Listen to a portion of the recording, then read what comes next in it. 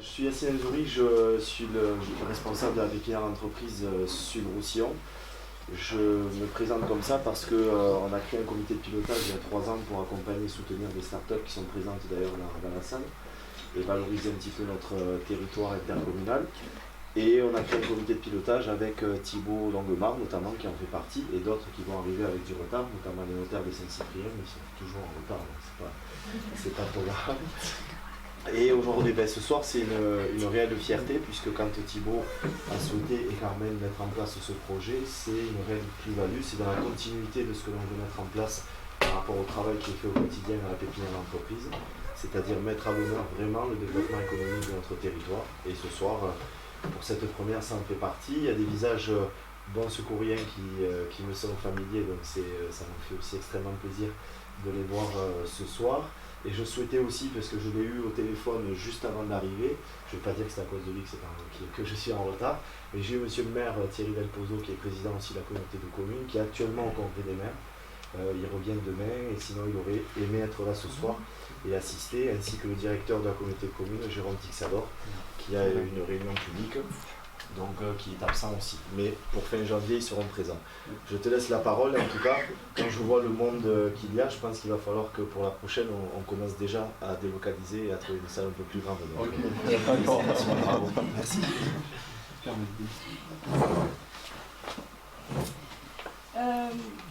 Je vous souhaite vraiment la bienvenue à tous. Je suis ravie que vous soyez si nombreux ce soir. Alors pour ceux qui ne me connaissent pas, rapidement je me présente. Je m'appelle Carmen Trujillo. J'ai l'honneur d'être la présidente de cette nouvelle association. On va en parler, Med Market Mind. Voilà. Et donc rapidement, j'ai une vingtaine d'années d'expérience dans le monde de la formation initiale et continue et le conseil, en marketing et en gestion des ressources humaines. Et vraiment, je dirais que ces expériences-là m'ont donné envie vraiment de partager parce qu'on a tous des projets dans la tête et que vraiment ça permet de se connaître, d'échanger des idées et de pouvoir développer ces projets-là.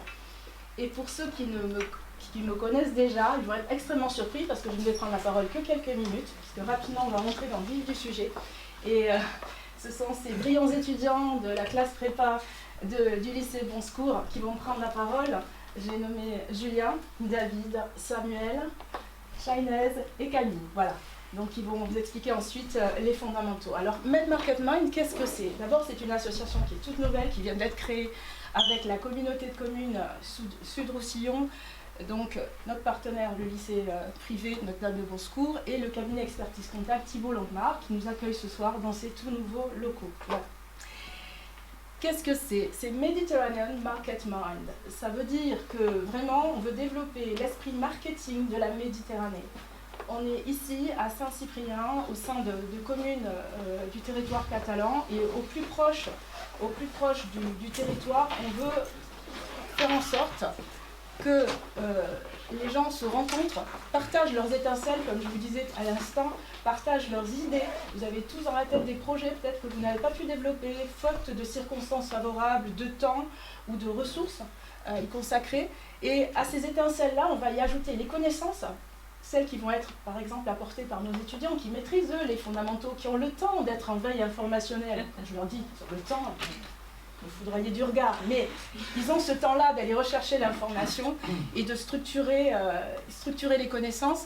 Et avec nos partages d'expériences, eh bien, ça va donner ce cercle de réflexion qui est dédié au marketing, qui sera un lieu de partage et d'échange pour pouvoir développer un business ancré sur le territoire et ouvert sur le monde aussi.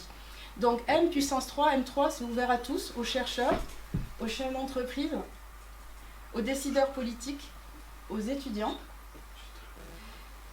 L'association porte des valeurs et des passions aussi. C'est-à-dire, il s'agit d'acquérir des savoirs et des compétences, vraiment, d'être en veille sur ce qui se passe dans le monde. On est à l'aube d'une réelle transformation numérique. Et transmettre et échanger des bonnes pratiques, tous avec des métiers différents, vous avez des idées qui sont transférables dans d'autres contextes. Et construire une communauté active, ouverte sur le monde. C'est-à-dire qu'on est ici, ancré sur le territoire, comme dit toujours M. Nzouri, des acteurs locaux, ancrés sur le territoire, mais ouverts sur le monde. Le format que l'on vous propose, c'est une soirée débat, une réunion tous les 2 mois. Donc aujourd'hui, c'est la première, le 21 novembre 2019. Le thème qu'on va développer tout de suite, c'est Ocean Blue, Ocean Red. 20 minutes d'exposés fondamentaux par nos étudiants. Puis, il y aura l'intervention d'un spécialiste. Aujourd'hui, en l'occurrence, c'est M. Thibault Longuemare qui va intervenir sur sa spécialité. Parce que c'est la première. Après, c'est vous. Ensuite, 20 minutes de débat, de questions-réponses. Et puis, une communication informelle, des échanges plus personnalisés autour d'un verre, plus spontanés, voilà. Et les prochains rendez-vous à noter sur vos agendas pour 2020, c'est le 23 janvier, la stratégie d'Alibaba.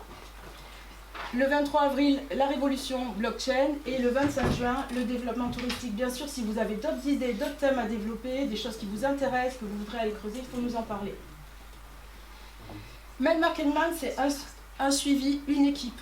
On va travailler la communication sur les réseaux sociaux. Aujourd'hui, c'est absolument incontournable. Et un blog trilingue, français, anglais et espagnol. L'ouverture sur le monde, vraiment en situation réelle. Évidemment, nous allons devoir animer cette association et nous sommes à la recherche de compétences et d'expertise pour travailler avec vous ensemble et pour construire ce développement local. Excellente soirée à tous. Je laisse la parole aux étudiants.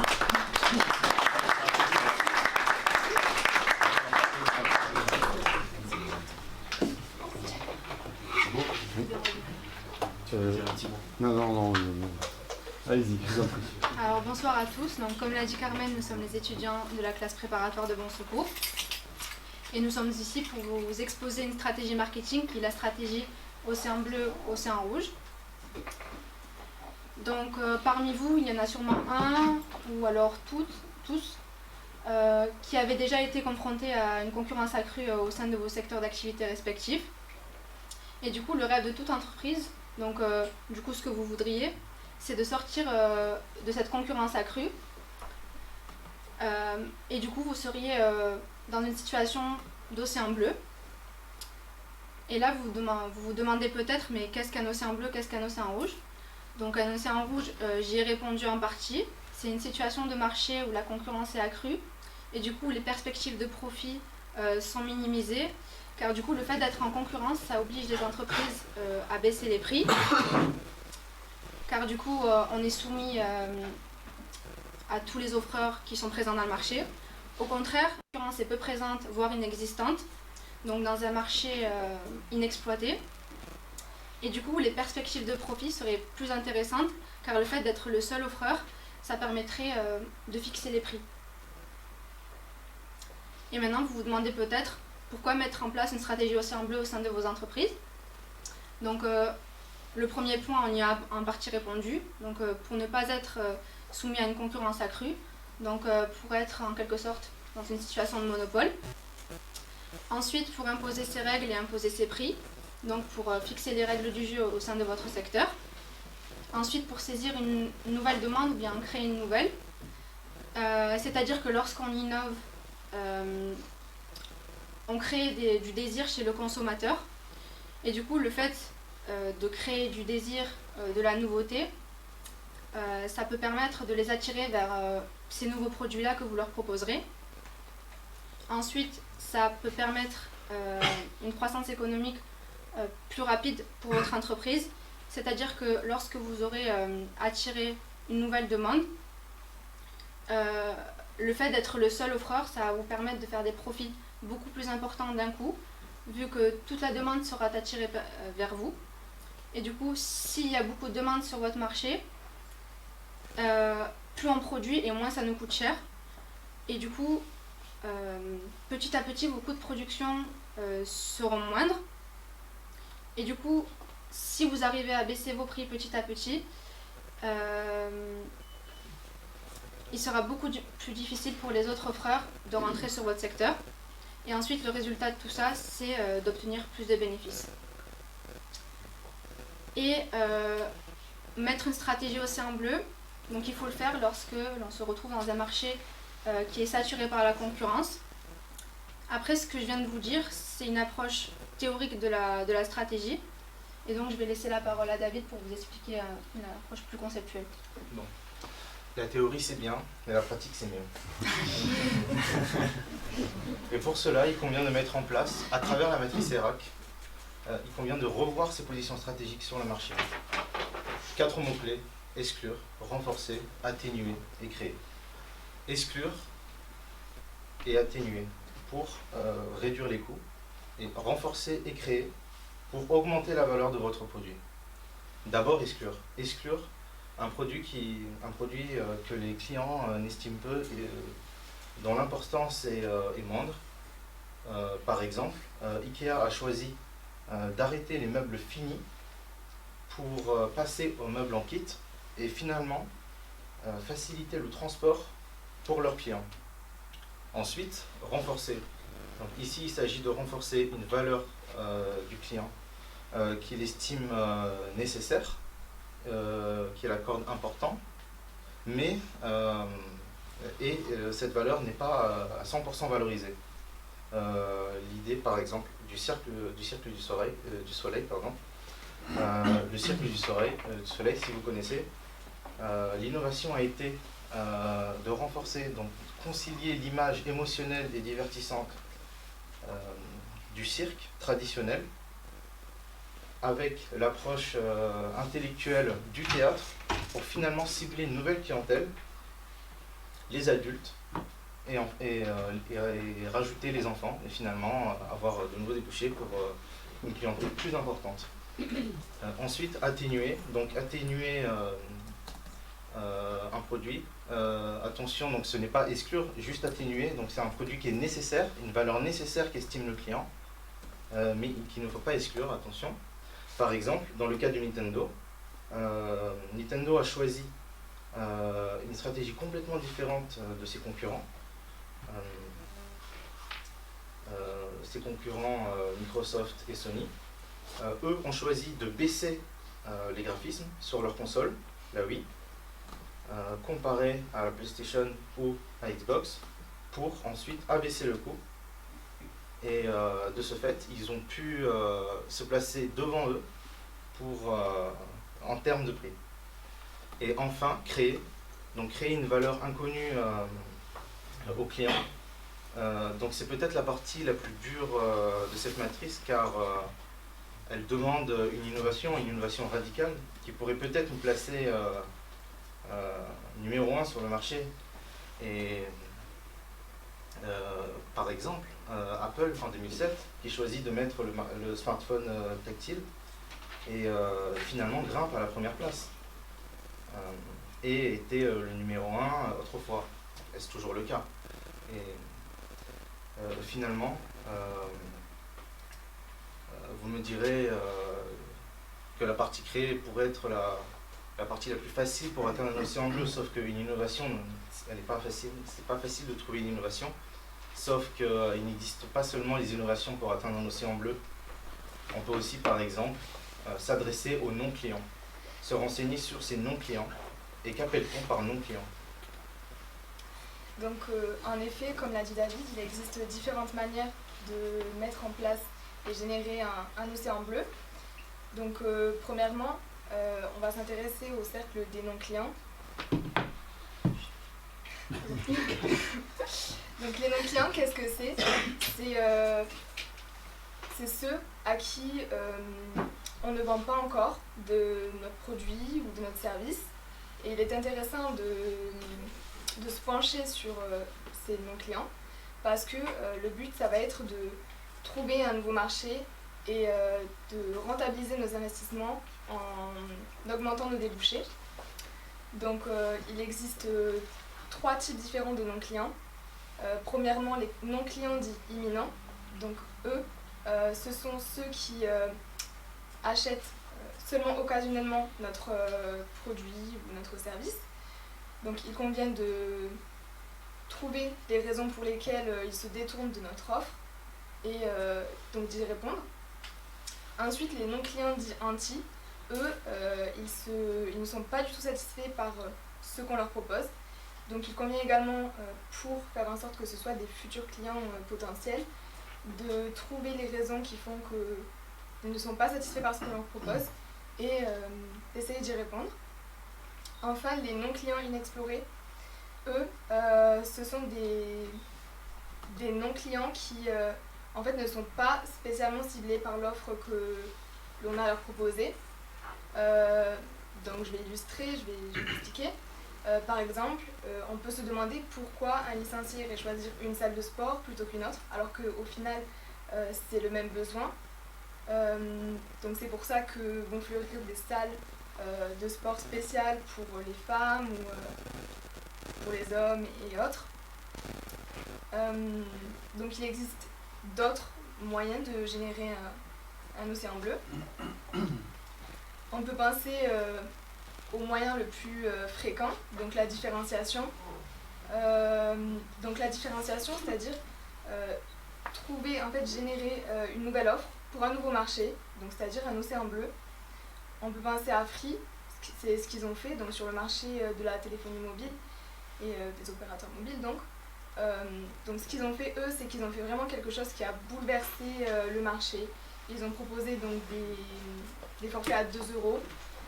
De plus, on n'a plus à s'engager, donc c'est quand même un avantage. Puis tout se fait en ligne, donc on n'a plus à se déplacer chez l'opérateur. Donc c'est quand même assez avantageux. Ensuite, on peut faire des stratégies plus basées sur l'émotionnel. Donc on peut le faire de 2 façons, il en existe sûrement d'autres, mais premièrement, je pense qu'il est important de créer une relation de proximité avec le client. On peut penser aux stratégies de Starbucks. Donc je pense que vous connaissez quand même Starbucks, pour la plupart, sûrement. Donc Starbucks, ce qu'ils font, c'est que quand on prend notre commande, le serveur nous demande notre prénom et du coup il va l'inscrire sur un gobelet. Et quand il va nous emmener notre commande, il va nous appeler par notre prénom. Et de fait, ça va créer un lien et une atmosphère plus conviviale, plus chaleureuse. Ça va nous donner envie d'y retourner. Donc ça va enlever ce cadre conventionnel qu'on peut trouver dans d'autres structures, dans d'autres bars ou cafés. Et donc ça va donner envie aux clients de revenir. Ensuite, on peut aussi le faire d'une autre façon, en créant une expérience, en faisant vivre une expérience au client. Donc par exemple Nespresso, ce qu'ils font, c'est qu'ils vendent plus que du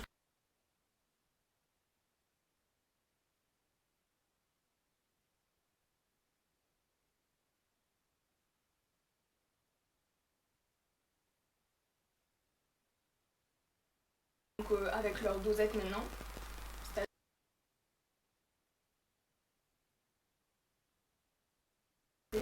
Ce qui est assez pratique si on n'a pas de Starbucks près de chez nous. Et donc c'est également ce que fait la publicité, en mettant en scène des scénarios qui vont nous transporter et susciter notre intérêt, ce qui va donc provoquer certains désirs d'objets ou de services qui ne nous attiraient pas ou dont nous n'avions pas besoin à la base. Et donc la publicité peut être importante et efficace en ce sens. Alors jusqu'à présent, donc, nous vous avons expliqué la stratégie Océan Bleu, donc stratégie marketing qui vise à sortir d'un univers concurrentiel qui est l'Océan Rouge. Cependant, donc, face à la montée croissante d'Internet et de l'utilisation des réseaux sociaux, il semblerait que mettre en place des stratégies web marketing soit aujourd'hui nécessaire, voire indispensable, pour quelconque entreprise souhaite se développer et avoir un essor aujourd'hui. Donc je vais vous présenter 3 différentes stratégies qui seraient peut-être intéressantes de mettre en place au sein de votre entreprise pour pouvoir vous développer pleinement. Alors pour commencer, l'utilisation des réseaux sociaux. Donc ici nous vous avons répertorié un panel des réseaux les plus utilisés de nos jours, donc Snapchat, LinkedIn, YouTube, Instagram et Facebook. Donc ce qui est intéressant quand on utilise ces réseaux sociaux simultanément, c'est qu'ils permettent de toucher un plus grand nombre de personnes. En effet, il y en a certains qui sont adaptés à certaines générations. Donc Facebook qui est le plus ancien, adapté généralement aux personnes plus adultes, non pas plus âgées. Donc c'est le moyen le plus intéressant, donc qui semble indispensable pour fédérer une communauté, créer un sentiment d'appartenance au sein du réseau social.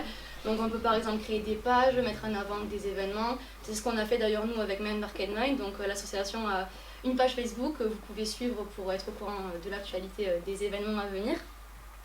LinkedIn, aussi indispensable aujourd'hui, mais plus dans le monde professionnel, donc c'est le même principe que Facebook, mais ça permet de mettre en relation les professionnels selon leurs intérêts, selon leurs objectifs, et d'être au courant des carrières de leurs futurs clients, pourquoi pas, ou de leurs futurs partenaires. Donc si vous ne l'avez pas aujourd'hui, il faut absolument avoir LinkedIn, c'est indispensable. Ensuite YouTube, donc c'est un peu plus à part, c'est tout ce qui est vidéo, donc ça pourrait être intéressant, pourquoi pas, pour faire des vidéos de présentation de produits, de tests. Et Instagram, donc Instagram aujourd'hui beaucoup plus utilisé pour les personnes adolescentes, les personnes de 20 ans, 25 ans.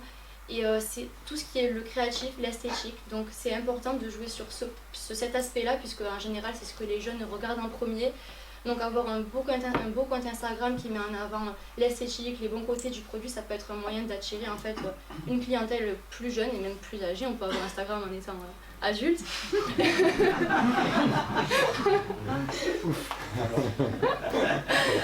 Et enfin Snapchat, donc un petit peu plus pour les plus jeunes, mais le moyen de story par exemple pour prendre contact avec des personnes influentes et pourquoi pas faire des placements de produits, des avis, etc. sur des produits. Ensuite, les sites régionaux et locaux. Donc peut-être que parmi vous, certains ont des entreprises régionales ou locales avec des sites internet qui vont avec. Et cela pourrait être intéressant en fait de traduire votre contenu en langue régionale ou locale. Donc par exemple ici, le Tech, donc producteur de confiserie catalane, a traduit son site en français et en anglais seulement. Donc ça c'est un bon moyen pour s'étendre à l'international. Mais pas de catalan alors que bon, c'est des produits quand même beaucoup demandés ici. Pareil pour l'USAP, donc pour les sportifs, il est possible donc, sur la boutique en ligne d'acheter des produits dérivés, d'acheter des billets en ligne, mais pareil, pas de traduction, alors que par exemple quand on va à Aimé Giral, on entend beaucoup parler catalan, donc c'est peut-être une clientèle qui est un petit peu oubliée sur le site internet puisqu'elle n'est pas représentée à travers la langue. Et finalement, au contraire, dans la manufacture du Grenat, donc artisan plutôt des bijoutiers catalans, donc basé à Prades, a elle fait l'effort entre guillemets donc de traduire son site en catalan, en anglais et en espagnol, bon, en français évidemment, et donc peut-être que la demande venant de clients catalans est dans ce cas satisfaite et peut se reconnaître et pourquoi pas acheter sur ce site-là. Donc voilà, pourquoi pas traduire vos sites en les adaptant à la culture et à la langue d'ici pour pouvoir toucher vraiment même une clientèle outre frontières. Et finalement, dans l'utilisation des marketplaces tels que Amazon, la Fnac ou eBay, même Facebook s'y est mis récemment. Donc le but en fait c'est de vendre ces produits à travers des gros revendeurs, des sites internet et ça peut être intéressant en fait pour toucher une clientèle qui est friande d'internet puisque aujourd'hui on n'a pas forcément le temps ou l'envie de se déplacer réellement pour acheter nos produits. Or en passant par ce moyen là on peut dans ce cas répondre à une demande qui a envie de commander sur internet, donc pourquoi pas utiliser ce moyen-là pour encore agrandir son marché. Donc finalement, jusqu'à présent, nous vous avons d'abord expliqué la stratégie Océan Bleu, puis des moyens pour pouvoir la mener à bien. Cependant, l'utilisation des réseaux sociaux, donc qui peuvent être des stratégies web marketing en général, qui peuvent être un moyen efficace de créer un océan bleu, se heurtent aujourd'hui à certaines frontières, puisque par exemple, si aujourd'hui tout le monde utilise les réseaux sociaux, l'effet au final attendu n'est pas là, puisque si tout le monde les utilise, on n'a pas vraiment cette différenciation qui est cherchée et qui initialement l'intérêt et l'objectif d'un océan bleu. Donc la solution serait peut-être aujourd'hui d'essayer de réfléchir et d'innover pour trouver un moyen vraiment unique de se différencier et de créer enfin son propre océan bleu. Donc maintenant, notre partie théorique est terminée et place l'interview du spécialiste avec de la soirée avec vous.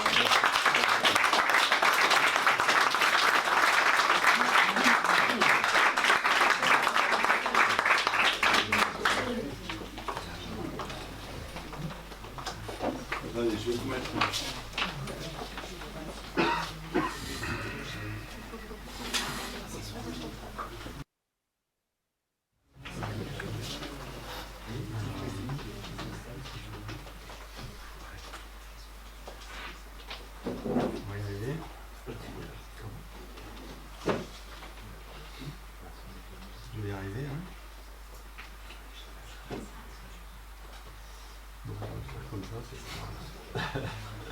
C'est les jeux du direct.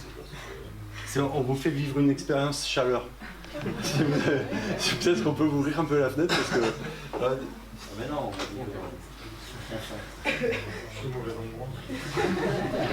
non, mais là, ouais, ça va être. Le choc va être. Non, mais sinon, c'est ça. Il faudrait couper ici si madame nous a dit.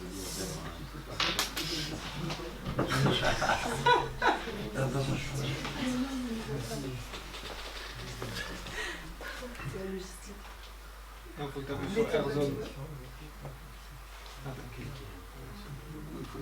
Ah non, ça va l'activer. Ah, bon. Et là, tu peux l'éteindre sur le droit. Voilà. Allez, on y va. Allez, vas-y. Donc je vais reprendre le fil de la séance pour une interview de notre expert de la situation, Monsieur Thibault Langemar. Alors pour commencer, on va poser une question très simple. Est-ce que vous pouvez vous présenter vous, ainsi que votre branche d'activité? D'accord. Alors donc, bon, moi je suis Thibault Langemar, je suis expert comptable. Avant de démarrer, quand même, je voulais vous remercier d'être venus, aussi nombreux, parce que c'est vraiment sympa. Alors aujourd'hui, c'est moi qui interviens en premier, non pas en qualité d'expert, mais parce que c'était plus simple à organiser, d'accord? Donc les prochaines fois, pour les prochaines, ben, je vais compter sur vous et on va compter sur vous pour venir à ma place et livrer vos expériences. Parce que je vois qu'il y a des spécialistes de l'hydrogène, il y en a des spécialistes des jeux vidéo, enfin, pratiquement toutes les professions sont représentées. Et les marketplaces aussi, qui vont intervenir prochainement. Donc voilà, ce qu'on voudrait, c'est que vous interveniez pour que livrer votre savoir. Donc aujourd'hui, c'est moi qui fais le truc, mais la prochaine fois, c'est vous. Donc ça, c'est la première chose que je voulais vous dire. La deuxième chose, c'est que eux aussi, ils ont vécu une expérience, puisque c'est la première fois qu'ils font ça. Donc ils sortent de blanc là et de concours blanc. Donc ils ont la tête comme ça, ils ont la tête bien faite, voilà. Et il faut qu'ils apprennent à s'ouvrir. Et comme on multiplie les expériences, il faut savoir qu'ils étaient en direct sur Facebook Live et qu'on mettra la vidéo sur YouTube, puisqu'on a créé une chaîne YouTube, et qu'ils pourront demain se voir et se dire ah, c'était moi qui suis passé comme ça. Voilà. Donc après, donc moi je suis expert comptable. Et donc on est expert comptable à CSI Pécanet, beaucoup me connaissent, pas tous, mais voilà, certains me connaissent. Et donc on est un petit cabinet d'une dizaine de personnes. Et on est on est dans un marché qui est typiquement Ocean Red, d'accord? Et peut-être qu'on va expliquer. Donc l'Océan Rouge, comme on l'a expliqué lors de la séance, est un espace où justement les différents concurrents se livrent une lutte exacerbée, ce qui fait que l'endroit est assez dangereux pour permettre à des gens d'innover ou de justement tirer profit de cette situation. Donc vous, est-ce que vous vous situez dans un océan rouge et quels sont les chiffres qui le montrent? Voilà. Alors donc concrètement, nous, donc, le marché de l'expertise comptable, c'est valable aussi pour les métiers du chiffre et du droit. Donc les avocats sont dans la même situation que nous et les notaires sont aussi dans la même situation que nous. On est dans une situation très concurrentielle. Vous n'avez qu'à voir, vous allez à Technosud, vous voyez le nombre d'experts comptables qui sont situés les uns sur les autres. C'est quand même impressionnant. Donc on est typiquement dans cette logique-là. Donc pour vous donner quelques chiffres, en expertise comptable, il y a 130 000 collaborateurs qui travaillent en expertise comptable, c'est 20 000 sociétés. Avocats, il y en a 66 000 en France. Notaires, 13 000. Donc ils sont un peu moins en situation de concurrence, mais là leur métier vient de s'ouvrir au marché, ils viennent de s'ouvrir et ils ont maintenant libre concurrence et s'installent où ils veulent. Donc ils vont entrer dans une situation de concurrence un peu plus rude. Les huissiers, donc 3 000, donc ce qui n'est pas énorme. Et parallèlement à ça, en France, il y a 140 000 PME. 140 000 PME. Pour vous donner un ordre d'idée, vous voyez, auto-entrepreneurs, il y en a quand même 3 670 000. Au-delà, pour vous donner quelques idées, le marché du conseil en France, c'est 6,5 milliards d'euros. Le marché du conseil en Allemagne, c'est 11 milliards d'euros. Donc c'est pour ça que nous, experts comptables, on va essayer de se décaler un petit peu. En tout cas, moi, c'est ma stratégie, et je vais l'expliquer tout à l'heure. C'est d'aller plus sur le conseil, où visiblement, on a un marché qui n'est pas encore en maturité par rapport à celui qui est en Allemagne. En termes de progression, sur le conseil, vous voyez, on a une progression de 6,3% en 2015, on est à 8,5 et 10,5 en 2017. Donc c'est quand même le marché du conseil qui est quand même en plein développement. Justement, face à ce contexte de marché, est-ce que vous avez des moyens, des stratégies pour vous différencier et ainsi sortir de cet océan rouge et pour justement atteindre un océan bleu? Ouais. Alors d'abord, je vais vous parler un tout petit peu du contexte de marché, parce que donc on a abordé tout à l'heure l'aspect qualitatif, mais on a un aspect quantitatif, mais on a un aspect qualitatif. C'est que les attentes du client en ce moment évoluent mais à une vitesse phénoménale. Elles évoluent en fonction des évolutions technologiques. Aujourd'hui, on a des plateformes en ligne qui font de la compta en ligne, hein, très clairement, qui arrivent. Il y a 2 ans, on ne les voyait pas. Il y a 2 ans, vous pouviez, pour faire une compta en ligne, c'était pas possible. Aujourd'hui, vous allez, il y a des sites, je ne les donnerai pas, mais vous en avez, vous pouvez faire de la compta en ligne. Mais force est de constater que c'est pas suffisant. Et je vais y venir par rapport à notre positionnement. Ensuite, on a une évolution au niveau des coûts. Et ça, je pense qu'il y a beaucoup d'artisans qui sont dans la même situation que moi. Je parle des experts comptables, mais artisans, voilà. On a une situation de croissance des coûts. Pourquoi? Parce que, comme je l'ai dit tout à l'heure, il y a beaucoup d'experts comptables qui sont situés sur TechnoSud et on a besoin de collaborateurs. Des collaborateurs compétents, c'est compliqué, donc il faut qu'on augmente les rémunérations et donc on a une croissance des coûts. Et comme je vous l'ai dit tout à l'heure, en parallèle, on a une diminution, enfin on a la tendance de la compta, c'est une baisse des prix de la compta. Donc on a un effet de ciseau qui fait qu'il va falloir que je déplace mon marché pour décaler les repères classiques et sortir de cette situation concurrentielle. Voilà, la guerre des prix, donc j'y venais. Et ensuite, on a aussi des contextes spécifiques au métier du chiffre. Donc j'ai dit tout à l'heure, il y a eu la déréglementation du marché des notaires, mais pour les commissaires aux comptes, qui sont nos frères siamois, l'année dernière, il y a eu des évolutions législatives et réglementaires qui ont fait que du jour au lendemain, ils ont perdu plus de la moitié de leur mandat et de leur chiffre d'affaires. Donc qu'est-ce qui s'est passé? Comme ils ont perdu la moitié de leur chiffre d'affaires, eh bien, ils se sont reportés sur l'expertise comptable puisqu'on a le même diplôme. Donc ça veut dire qu'on a la même part de gâteau, puisque la croissance elle n'est pas phénoménale, et que de l'autre côté, on est plus à travailler sur le même segment. Donc on est vraiment dans une situation de concurrence et de croissance de coûts. Donc pour moi aujourd'hui, enfin mon analyse, c'est mon analyse, on est dans une situation Ocean Red. Et je peux parler, on peut parler des assureurs, parce que je vois, il y a l'assureur, c'est la même logique, enfin tu me confirmes. Je vois, il y a des marchands, des artisans, des commerçants, voilà, ils sont exactement dans la même situation.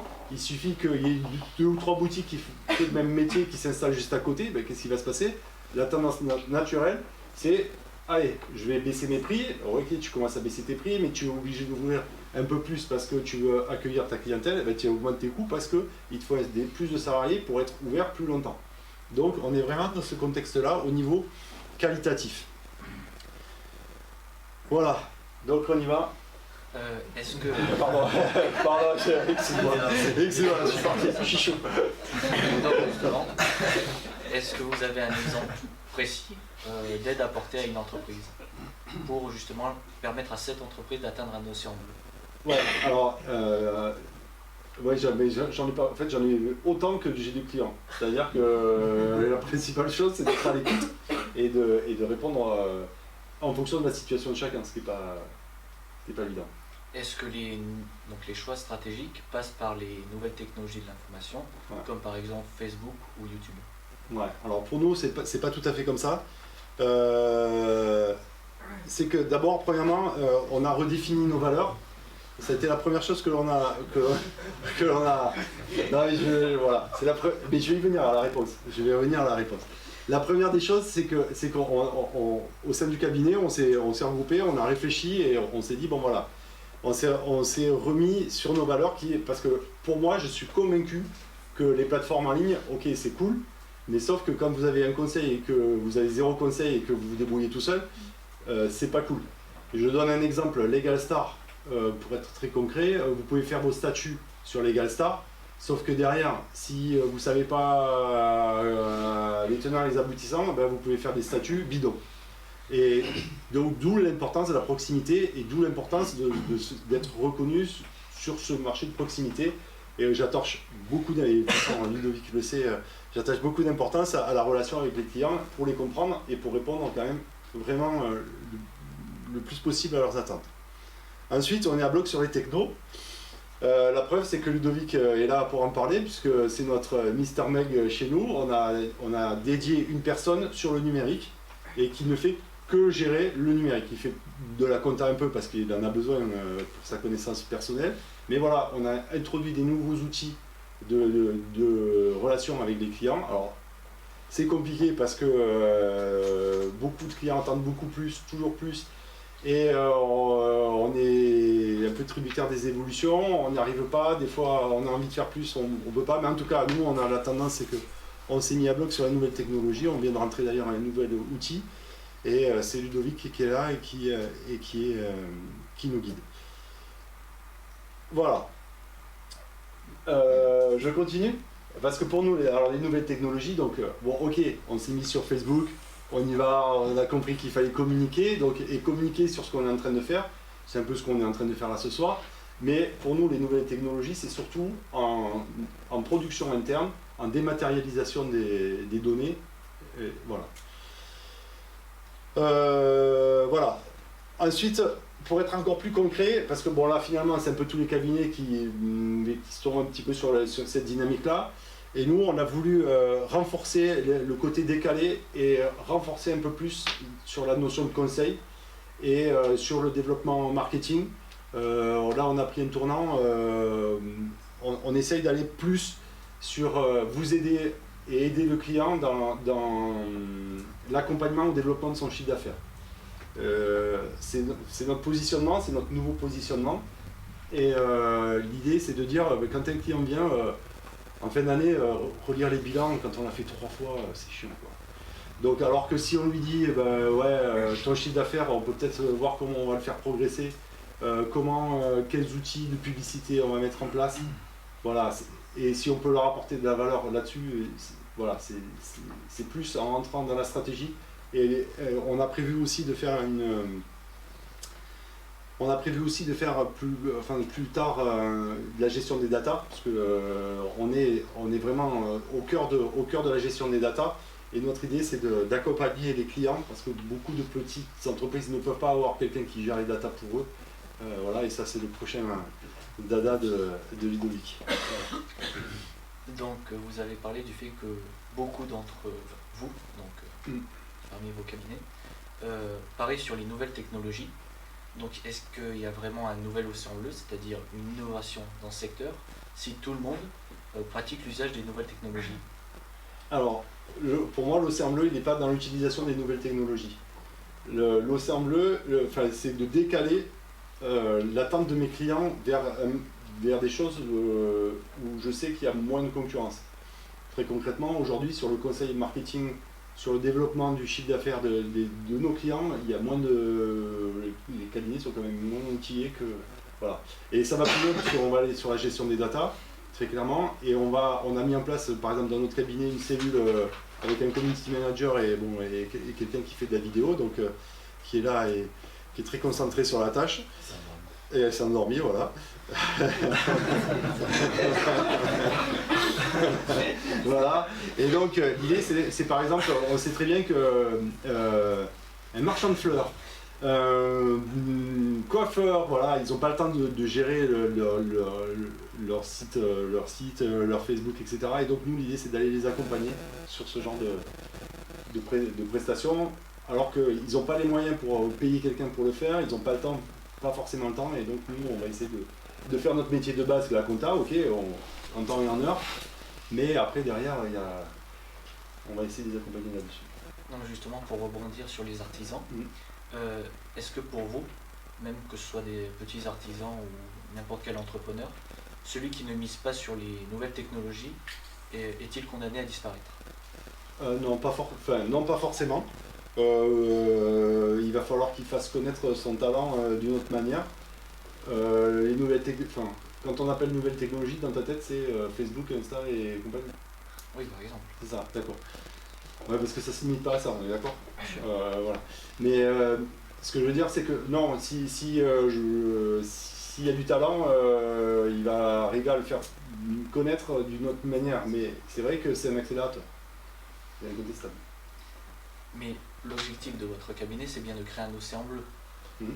Mais l'océan bleu, ça se décrète a posteriori, c'est-à-dire une fois que nous sommes dans le nouveau marché, on peut dire que nous sommes dans un océan bleu. C'est pas en soi l'innovation qui permet directement d'aller dans l'océan bleu. Oh, tu m'as donné mal à la tête là. Je sais pas. Non, oui, je comprends ce que tu veux dire. J'ai compris. Je blague. Non, ce que je veux dire, ce que tu veux dire, c'est que c'est après que tu te rends compte que tu es à côté. D'accord. Oui, alors je suis d'accord, mais il y a quand même la vision du chef d'entreprise.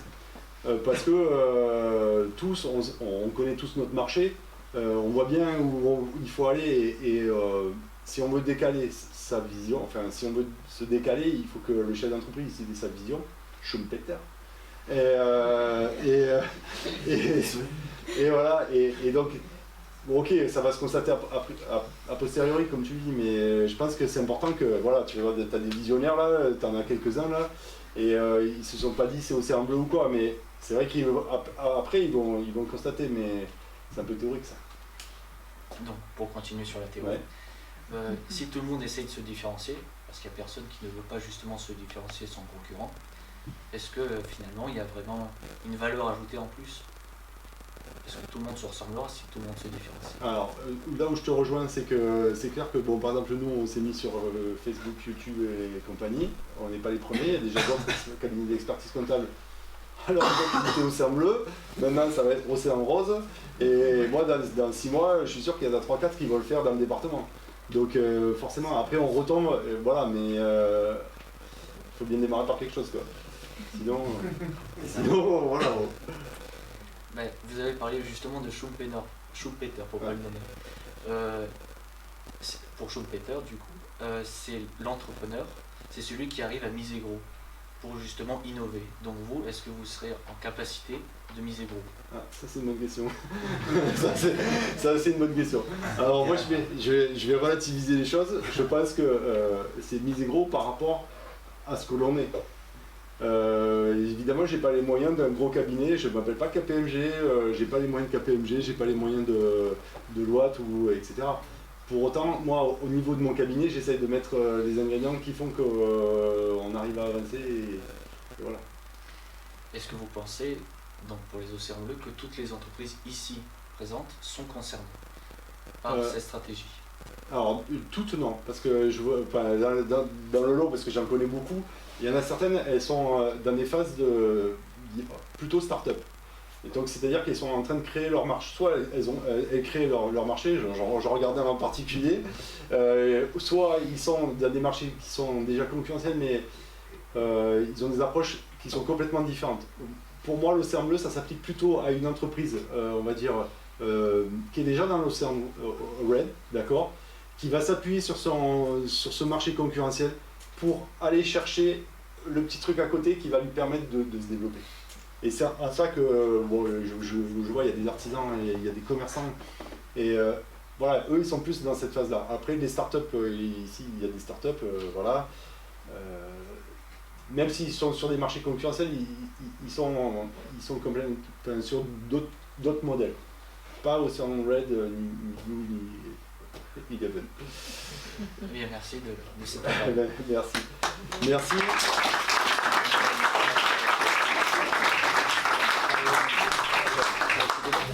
Tu veux en souvenir? Vas-y, la suite. Est-ce que vous avez des questions, que ce soit sur l'océan bleu, l'océan rouge? Non, mais on voulait faire intervenir. Donc Yacine. Oui, on voulait te faire intervenir parce que. Alors, voilà, je vous explique. Yacine Nzouri, donc, qui fait partie de la communauté de communes et qui est sur le développement économique de. Voilà.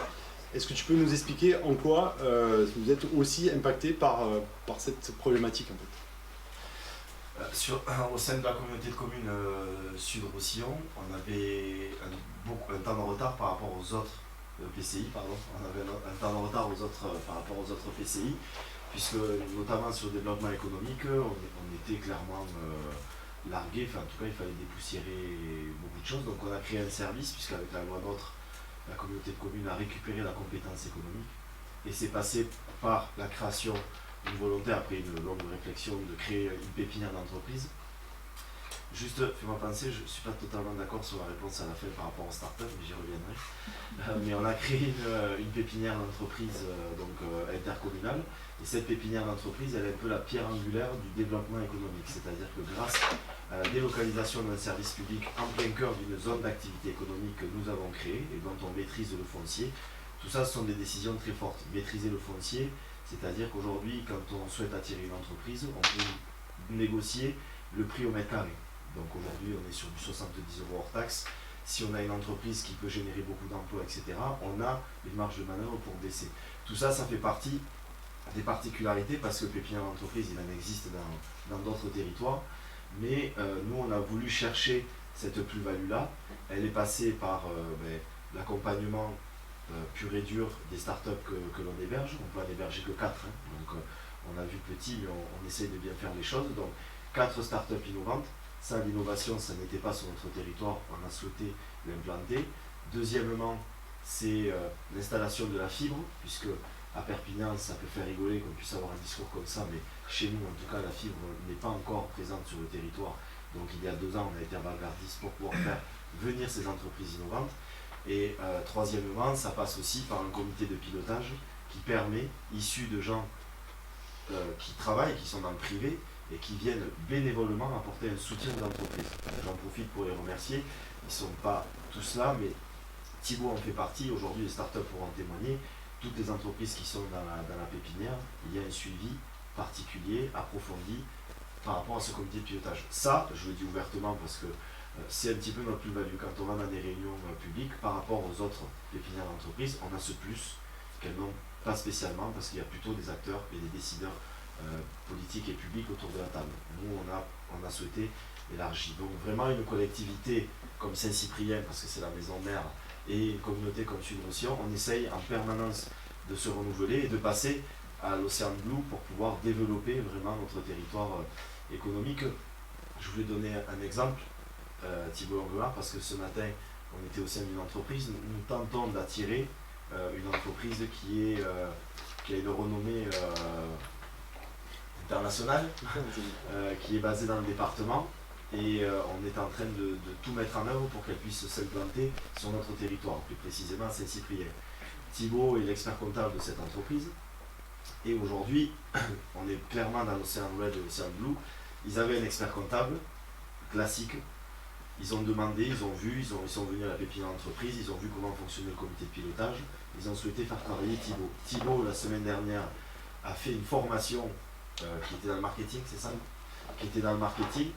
Précisément, il n'est pas obligé de la faire, il est expert comptable. Il pourrait, eh bien, dans cette politique qu'on vous explique depuis tout à l'heure, que les prépas vous ont expliqué tout à l'heure, eh bien, il y a cette volonté de se former lui-même pour pouvoir apporter un plus à l'entreprise qui vient. Et ce matin, ils ont constaté autour de la table qu'on essayait de tout mettre en œuvre pour apporter cette plus-value. Donc oui, une collectivité, elle se bat. On est content quand d'autres collectivités font des choses intéressantes aussi, mais nous, tous les jours, on essaye de s'améliorer et d'apporter ce petit plus pour valoriser notre territoire. Chacun prêche pour sa paroisse, et même dans la fonction publique, on va le faire. J'en terminerai par là, par rapport à ce que tu disais, puisque j'aimerais bien qu'il y ait un témoignage des startups. Je ne retourne pas. Mais tu parlais aussi un peu au niveau des startups. Juste pour nuancer un peu ton propos, au contraire, pour connaître bien en amont les projets, quand ils nous les présentent, je trouve qu'ils partent tous sur de l'Océan Bleu, créateurs de jeux vidéo, créateurs de sites, avant d'en dire un peu plus tout à l'heure, créateurs d'avions, ça on sait le faire, et créateurs de marketplace. Bien en amont déjà, je pense qu'ils ont anticipé, alors tu auras sûrement une réponse à me donner, mais je pense qu'ils ont anticipé déjà ce marché qui est ultra concurrentiel, et dans les 4 startups que l'on héberge, c'est ultra concurrentiel, et au contraire, je trouve qu'ils essayent et qu'ils tentent d'anticiper pour avoir ce petit plus qui va faire que on va créer un avion à hydrogène en rechargement à pile combustible, on va créer un site internet éco-responsable avec un algorithme qui fait que on lutte contre la pollution numérique, on crée un jeu vidéo sur un studio de jeu indépendant qui permet d'avoir une qualité de jeu 4K qui ne se fait pas normalement sur le marché par rapport aux jeux indépendants, et une marketplace qui essaie de viser une éthique bien spécifique entre le beau Et bon, là je vous ai bien dit. Donc tout ça pour dire que je trouve que dès le départ déjà, ils sont dans cette volonté de vouloir aller plus loin et de se différencier de la concurrence. Oui, mais ce que je veux expliquer, c'est qu'eux, ils sont en rupture. Ce sont des jeunes structures qui n'ont pas de passé, qui n'ont pas d'existant. Nous, enfin moi je parle de moi, ça fait 10 ans que voilà, je vois ici il y a des commerçants, ça fait 20 ans qu'ils sont sur leur marché et on a notre background, on a notre histoire et il faut qu'on gère ça et qu'on évolue sur des choses qui sont, voilà, eux ils sont davantage en rupture, je vous regarde tous les trois. Mais... Justement, c'est peut-être le moment effectivement d'écouter des gens qui ont un background, comme tu dis, qui sont ici sur le territoire et qui ont vécu dans leur activité, de donner leur réaction par rapport à tout ce qui a été dit. Il y en a un, c'est voilà. Oui, Sébastien Debourg. Voilà, Sébastien Debourg. Sébastien Debourg. Explique-nous ton approche. Ça, l'assurance, ça reste quand même quelque chose de très classique aussi au devant. On a l'impression que c'est quelque chose qui est très stable, très sûr, très même rassurant. L'assurance, on va dire, on a des assureurs qui sont institutionnels. Aujourd'hui, la marque AXA est une multinationale qui augmente et qui évolue tout le temps. La difficulté aujourd'hui, c'est exactement ce que tu dis, c'est-à-dire l'arrivée du numérique, les marchés qui se saturent et donc des concurrents qui arrivent et qui prennent les parts, les banques qui ne faisaient pas d'assurance avant, donc tout ce qui est digital. Et nous, la difficulté, c'est de trouver, de conserver nos clients qui sont aujourd'hui face à un écran et qui peuvent souscrire et aller vers du numérique, du total numérique. Et nous, la question qui se posait il n'y a pas plus tard que 3 ans, c'était la disparition même de l'agence d'assurance pour du total numérique, comme les Anglais aujourd'hui à peu près, quoi. Et donc, on a misé comme toi sur la proximité, le conseil, des collaborateurs qui sont vraiment spécialisés pour essayer d'apporter auprès de notre clientèle une vision vraiment de proximité, de relationnel, de connaissance de l'entreprise. Et on a une vidéo un peu comme voilà, qui est véhiculée dans le métier, c'est on assure bien quand on connaît bien, quoi. Et donc on essaye maintenant d'apporter cette proximité. Et j'avoue, avec mon associé Brigitte Ollier qui est sur Rennes, on a une structure qui a progressé, on a évolué et on essaye de faire perdurer dans ce domaine compliqué on va dire du numérique et du digital, de garder de l'humain, quoi. Et donc on essaie d'allier ces deux mondes et de tenir nos comptes d'exploitation tout en investissant dans le numérique et d'essayer de rester c'est une problématique que n'ont pas les startups. C'est-à-dire qu'ils ont d'autres problématiques, hein. Je ne dis pas que c'est plus simple, mais voilà, nous il faut qu'on associe la gestion de l'historique pour aller vers du... C'est pas ça. Oui, comme disait Sébastien, c'est dire la transformation numérique, elle est là, elle est à nos portes. Évidemment, c'est irrésistible, comme je dis, non pas que ce soit charmant, mais que ça s'impose à nous. Et il faut arriver à la vivre, à l'accompagner, mais en remettant de l'humain, en fait. Voilà, c'est ça. Et je suis sûre qu'il y a d'autres activités aussi qui pourraient nous... Je sais que Julieta, je t'ai parlé quelquefois, si tu veux te présenter. Oui, je suis Julieta, je suis professeure de yoga et de pilates, donc bon, c'est peut-être un métier qui vous paraît un peu bizarre, mais bon, je travaille dans ce métier depuis très longtemps, et j'étais une des premières dans la région quand même à le faire, quand au début il n'y avait personne, on n'était même pas assuré, c'était très très compliqué. Et c'est vrai que j'ai vu l'évolution du métier et la concurrence arriver, alors qu'au départ j'étais seule. Et maintenant il y en a partout, des gens qui veulent se former, qui veulent ouvrir d'autres centres. Mais c'est vrai que je trouve très juste ce que tu dis. Moi je suis quelqu'un qui se remet tout le temps en question et qui aime apprendre. Donc par exemple demain je pars à Barcelone aussi 3 jours pour apprendre, pour me former. Et je suis tout le temps comme ça, en train d'apprendre pour donner plus à mes clients. Et c'est vrai que bon, j'aime mon métier aussi, hein, j'adore ça, donc c'est facile. Mais ça marche. Je trouve que ça marche parce que je vis de ça et voilà, je continue de grandir et j'aimerais ouvrir aussi un local ici dans le coin, donc si jamais j'avais la place. Si tu permets, parce que je te connais bien, au-delà de faire de la formation, je crois que tu fais vraiment de la recherche-action sans le savoir, hein, comme M. Jourdain faisait de la prose sans le savoir. Elle lit beaucoup des ouvrages scientifiques, médicaux et autres, et elle s'inspire de beaucoup de choses qui ont été avérées par des médecins pour travailler.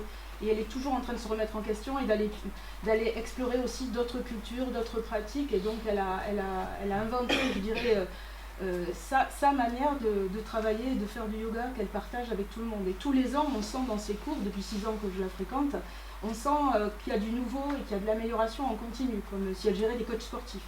Ouais, vraiment. Mais on est un peu obligé aussi, parce que sinon, déjà moi je m'ennuie. Je m'ennuierais de faire toujours la même chose, et puis les gens aussi, il faut qu'ils puissent trouver toujours quelque chose de nouveau pour les motiver à avancer. Et je pense que dans tous les métiers. Hein. Et tu as une page web, mais tu as essayé un peu YouTube, mais faute de temps peut-être, il y a des choses que tu n'as pas... Mais la page web, c'est vrai que ça marche très bien. L'autre jour, justement, je discutais avec un autre prof de yoga qui m'a dit « j'en ai marre, je vais arrêter parce que... voilà, il y a trop de monde, justement, trop de profs, et puis maintenant c'est devenu très marketing. Et je lui disais, mais oui, mais on est un peu obligé aussi de rentrer à minima là-dedans, dans le marketing, avoir son site internet, c'est indispensable. Indispensable, même si le bouche à oreille, c'est vachement important, et ça attache énormément d'importance au relationnel. Et à ce côté, je ne sais plus comment c'était marqué là, émotionnel de la relation dans le travail. C'est ce que disait monsieur Bajard, que j'ai eu l'occasion de rencontrer ce midi. Donc on a un exemple concret. Il disait que c'est pas avec les gâteaux et les chocolats qu'il gagnait sa vie. Alors pourtant, quand je suis allé acheter un gâteau la dernière fois, il a fallu que je casse mon épargne. Mais du coup, lui m'expliquait qu'il a dû se différencier parce que vraiment, même en étant meilleur ouvrier de France, si il faisait que du chocolat et que du gâteau, avec la boutique qu'il a qui est assez conséquente et les ateliers sur Techno Sud, il s'en sortait pas. Il a dit donc, et il a parlé de ça sans s'en rendre compte. Voilà, personne terminologie, ils savent pas spécialement, mais il a indiqué que il arrivait à la croisée des chemins. Il savait pas s'il partait sur Paris, mais du coup il quittait son département. Il n'avait pas forcément envie. D'ailleurs, je trouve qu'on ne le valorise pas assez, mais ça c'est un autre débat. Et qu'est-ce qu'il a mis en place? Il a mis en place des formations pour les amateurs et pour les professionnels.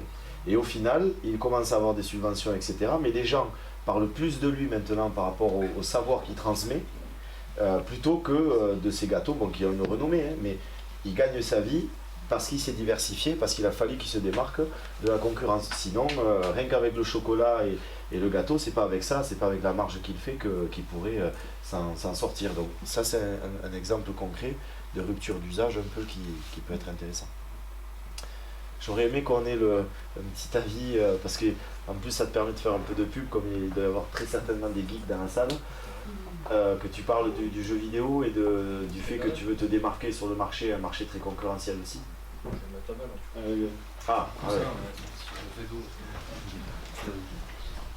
Bon, on va commencer par le site internet parce que c'est d'actualité.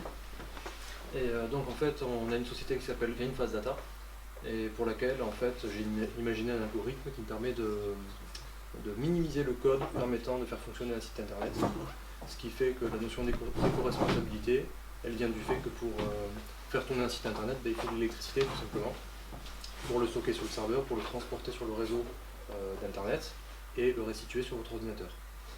Et si par exemple un site internet, je parle en mégas mais tout le monde connaît les mégaoctets, ce genre de choses, si un site internet pèse 50 mégaoctets, vous comprenez bien qu'il faut plus de temps pour l'envoyer, pour le stocker par le réseau, et donc plus d'électricité, donc plus de ressources naturelles, que s'il pèse ne serait-ce que 1 méga. Parce que c'est à peu près ce qu'on fait actuellement. On a fait le site des notaires de Saint-Cyprien, le site pèse 1 méga, tout le site internet. Donc si on avait dû le faire sur une autre solution, comme WordPress ou autre chose, il aurait pesé au minimum 30 à 50 mégas, donc 50 fois moins. Donc ça c'est important. Voilà, ça c'est on va dire le gros de la société Green Fast Data. Et l'autre société, c'est une société de création de jeux vidéo qui s'appelle Celesis Studio. Et en fait, moi je suis développeur, ça fait 18 ans que je développe. J'ai, on va dire, le Green Fast Data, je suis dessus sur le code depuis 2007-2008, optimisé pour des clients, des grosses applications. Je me suis dédié au site internet parce que c'est plus facile de rentrer avec un site internet que par une application, parce qu'une application c'est 50 ou 100 000 euros pour une réalisation, ça dépend. Il peut y avoir des prix un peu plus réduits, mais voilà, il faut déjà avoir un gros moyen d'entrée. Un site internet vitrine, les prix c'est en fonction de la grosseur du site. Donc, on va dire qu'un site vitrine entre 2 et 3 000 euros, c'est jouable pour nous, quoi. Voilà, et donc j'ai appliqué le modèle d'optimisation du code aux jeux vidéo, ce qui fait qu'on est capable avec une petite équipe de faire la même chose qu'Ubisoft ou des choses comme ça. C'est-à-dire que nos graphismes sont vraiment très jolis alors qu'on est une équipe de 8 personnes. Voilà. Récemment, il y a donc Ubisoft qui a sorti un jeu qui s'appelle Ghost Recon Breakpoint. Je ne sais pas s'il n'y a pas des joueurs, mais bon. Il est sorti, il a fait un flop international. Il est sorti à 60 €, je crois, le jeu. Au bout de 3 semaines, moins 50%. Parce que les gens, on est en 2020, ils ont une attente au niveau des jeux vidéo qui fait qu'on ne peut plus se permettre de les prendre pour des cons. Il faut dire les choses comme elles sont. Donc il faut respecter le joueur. Ça, c'est le but de Celesis. On fait des jeux pour les joueurs, on les respecte. Donc on va faire des jeux jolis, au niveau de l'esthétique, et au niveau du coût aussi, on va réduire les coûts. Et c'est là où on va essayer de casser le marché, de retourner le marché sur l'exemple de Free, parce que Free c'est le bon modèle pour moi. Moi je suis vraiment, je suis un freenote, on va dire. Donc c'est ça qui m'intéresse. Ils sont là, ils ont retourné le marché, ils ont eu le courage, pour pas dire autre chose, de dire on fait différent des autres. Et d'ailleurs ça leur a porté préjudice parce que le système est contre eux, d'accord ? Et nous on va aller contre le système au niveau des jeux vidéo, mais les joueurs ils sont en attente de ça. Et mieux que les joueurs, les youtubeurs. Les youtubeurs qui sont eux regardés par les joueurs.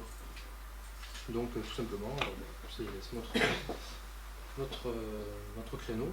Par contre, on n'est pas du tout sur les réseaux sociaux, parce que c'est pas du tout mon métier. Il faudrait que j'y sois pour... on va y aller, mais comme nous on est plus vraiment des techniciens, on va rechercher un éditeur qui lui va faire la partie marketing, ce qui ne m'intéresse pas du tout. Voilà. Moi mon marketing c'est faire les choses proprement et m'adapter aux clients, pas faire des vidéos pour faire des vidéos. Voilà, tout simplement. C'est très clair. Merci. Bon, je vous invite, on va aller boire un petit verre. Si vous avez des échanges, voilà, vous n'hésitez pas, voilà, c'est ouvert. Et merci d'être venu. Et si vous allez être intéressé par notre association, oui. Vas-y. Vous pouvez vous investir avec nous parce qu'on a plein de bons projets. Je voulais juste mettre un petit bémol à un moment donné, parce que même, Juliette, tu vois, quand tu disais les gens qui venaient, qui te disaient oui, on doit faire du marketing, et là, pour le vidéo, en fait, le marketing n'est pas le diable, et la production serait vraiment Dieu en personne, en fait. Ça serait plutôt de dire, voilà, justement, parce qu'on s'adresse à un marché et qu'on respecte le client, le marketing c'est quoi? C'est être centré client, c'est penser à lui. Et effectivement, dans les dérives qu'il y a pu avoir dans les années précédentes, ce qu'on dit, c'est que maintenant on revient peut-être à une autre forme d'éthique, parce que sinon c'est sanctionné par le marché, d'accord? Et nous, ce qu'on veut faire ici, c'est développer ce type de concept avec vous, et vous accompagner, le faire ensemble, gérer des idées pour développer de nouvelles activités au plan local, mais vraiment remettre de l'humain dans le business. C'est ça qu'on veut faire à Med Marketman. Voilà, et c'est pour ça que je voudrais que vous deveniez adhérents et qu'on travaille ensemble et qu'on développe des projets ensemble. Voilà. Bonne soirée. Merci.